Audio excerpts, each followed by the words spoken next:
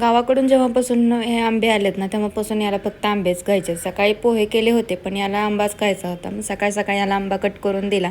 तसं जेवणासाठी मी आज काय नॉर्मलच बनवणार होते. मटकीची उसळ आणि चपाती बनवणार होते मी आज.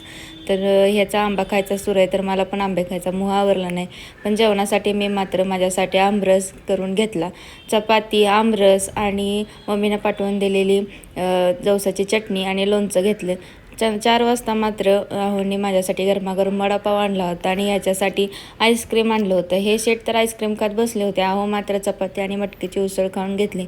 मस्त असा गरमागरम वडापावचा आस्वाद घेतला. त्याच्यासोबत चहा पण घेतला.